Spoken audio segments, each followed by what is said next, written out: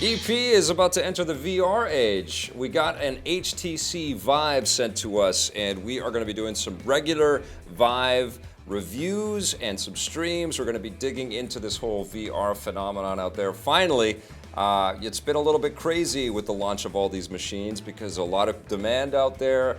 These were new devices that were being built and had to kind of be configured and sent all over the world. HTC has been doing some great catch-up though recently, and I think the waiting list for getting one of these things has dropped considerably.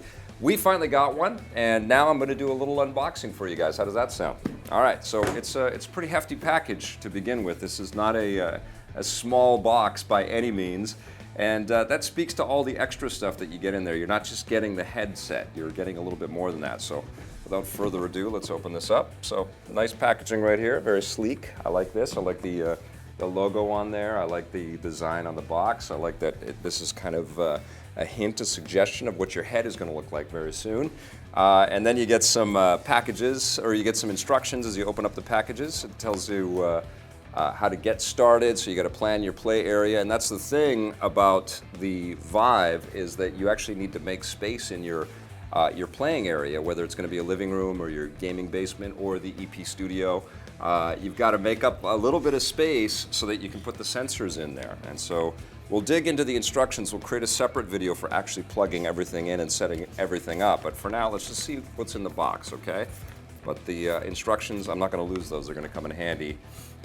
First of all, we've got these little sensor bars right here. These little HTC sensor bars, and they have a little plastic wrap on top so they don't get scratched. They're very sleek looking.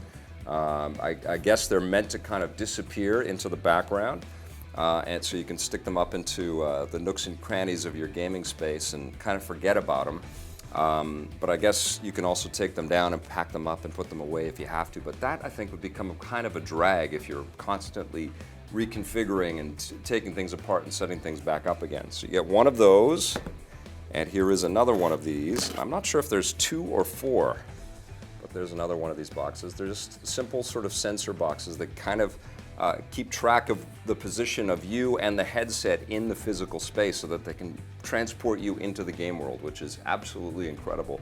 And if anybody hasn't seen the Steam-created Vive commercial where they put players inside of the games and then they shoot them against green screen and they give people an idea of what it's like to physically play, it's breathtaking. It's a wonderful video, and obviously it's overt promotion for this device, but it also really speaks to the power of VR, and I think one of the clearest, most wonderful ways.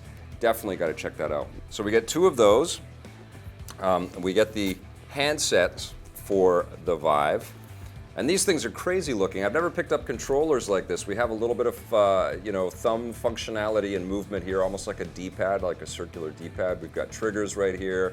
We have little squeeze triggers on each side of the device here. A little bit like the Move in some ways, but I guess there's some positional tracking with this device here. And the way that we're going to be playing Vive games is with both of these things in our hands at the same time. So it's a little bit different than what we're all used to with game pads and controllers and stuff like that. I am really looking forward to diving into the gaming with these devices and manipulating all of the objects in these VR worlds with these suckers. Very cool. They have wristbands there, so that'll make Nintendo very happy, so we don't throw them at our screens. Okay, so there we go, a couple of hand controllers. Let's see what else is in here. We have power supplies. Let's open these suckers up. Just a regular standard power supply, a little HTC logo on the side.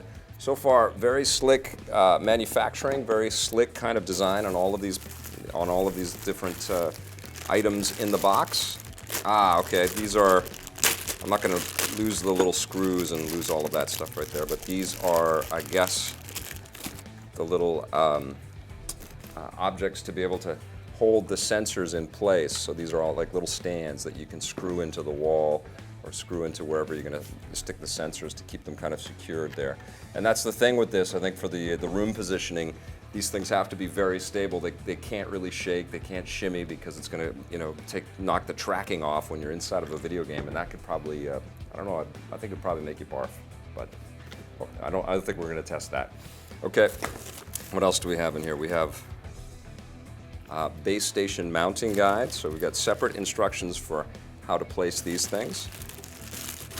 So each of these needs to be powered and it needs to be secured. So just so you know that. So there's two power supplies for each of the base stations, and there's 2 of the mounts for securing these things to the ceiling or to the wall or to a bookshelf or something. I guess this is to charge up the controllers. So we've got 2 of these plugs plus 2 USB to micro USB chargers. So we probably have a lot of these kicking around for your cell phone or whatever.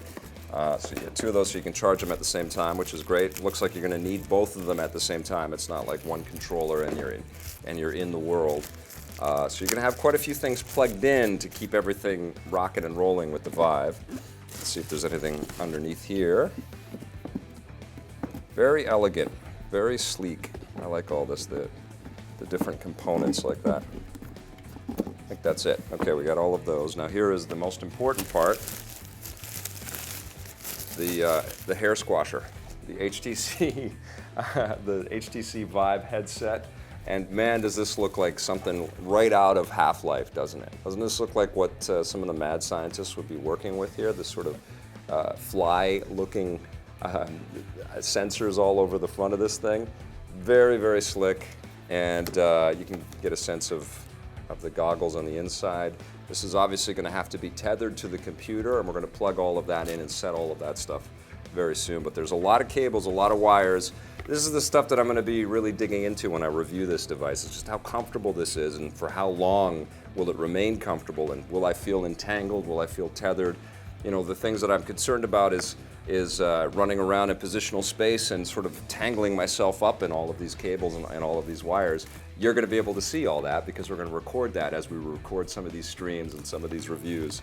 But we will be testing out the HTC Vive in full and in an ongoing basis very soon right here on EPN. Hey, thanks for checking out that video on our EPN channel. It's just one small part of the things that we make around here. So if you liked it, don't forget to check out some of our other vids and hit that subscribe button.